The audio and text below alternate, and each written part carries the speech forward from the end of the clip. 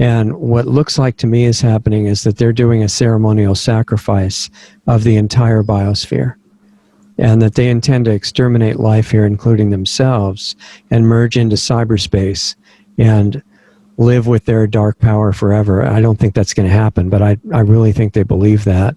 And if they were planning to hang around in any form that needed physical sustenance, they wouldn't be destroying the life support systems of the planet. But I guess we'll see what happens.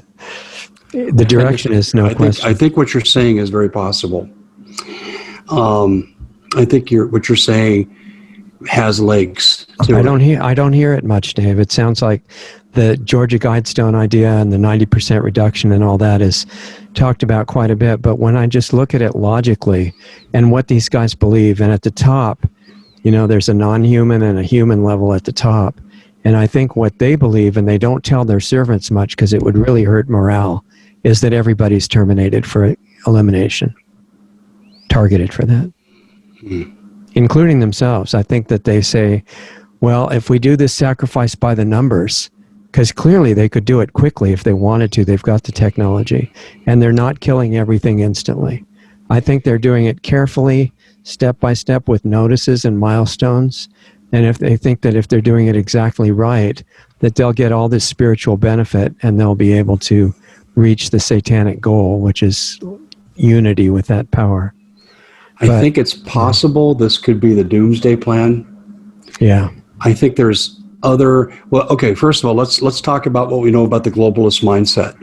They don't ever go and say, okay, we're going to do plan A, and if plan A fails, we'll do plan B.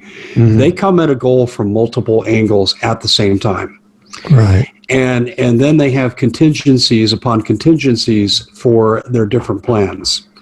And I think what you're talking about here, and it makes a great deal of sense based on what I've learned, but I think it more likely be the end game. They may want to stay here and rule as the supreme beings in this transhumanist age with only a few dumbed down humans as a servant class. Mm-hmm. But I do think if that doesn't work out for them, what you're saying is possible. But let me tell you what else I know. My dad, to just make a long story short, he was early retired from the Navy by 6 months, got full pension, and was put to work working with German scientists, theoretical physics, backwards engineering that, trying to put it into the laboratory to develop what the Germans were working on. And my dad revealed this to me in the last 2 years of his life when he was terminal, and I had to keep it quiet until my mom's passing because he was clearly in violation of his national security oath, and she would have lost his pensions. So I wasn't ever free to speak about this publicly, and I only came out hesitatingly because I didn't know if it'd get me killed. So I kind of dipped my toe in the water and so forth. So, but what I learned was from my father, he was convinced there was a secret space program. He said, we're developing things that should have been in NASA 20 years ago, and it's not. And he said, so we have to have a secret space program.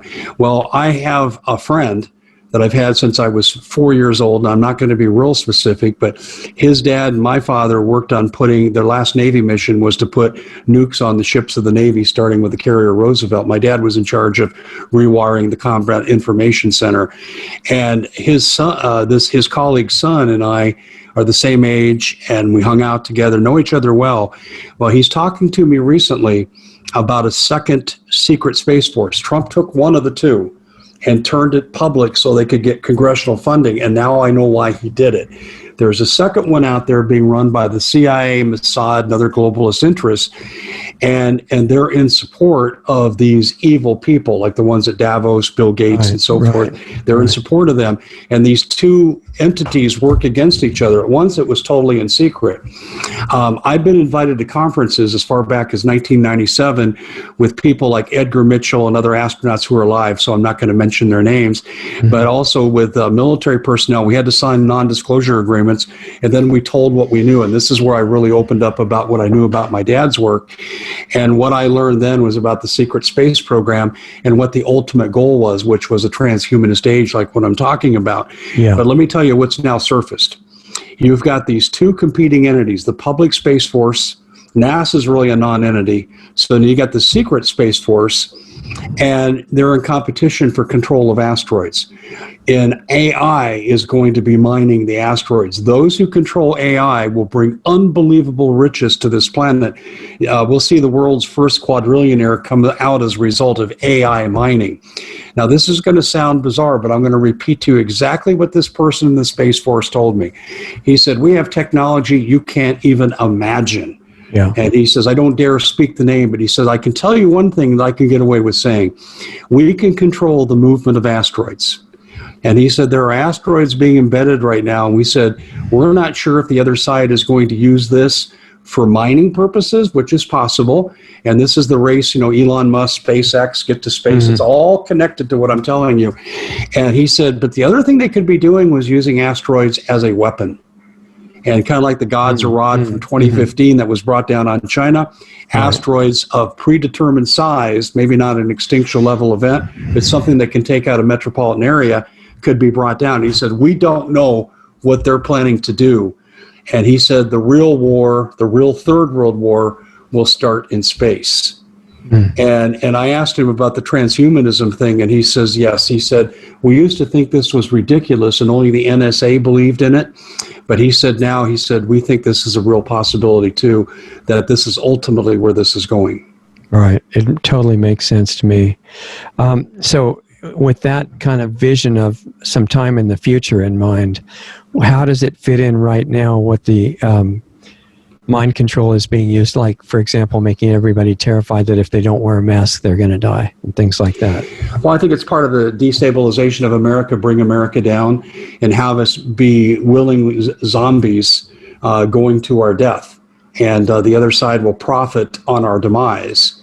I think that's what this is about. It's all about taking down this country. Remember, to have a new world order, you cannot have a United States in its present format, either economically or with its civil liberties. Right. So I think that this is the attack upon civil liberties. And if you remember with the Jews in the concentration camps, and I've often said in my rational mind, not having been captive for years, but I used to wonder, I thought, if I knew I was being taken to the showers, I'm going to try to attack a German guard and kill as many of them as I possibly can. I'm not willingly going to my death. I'm going to fight.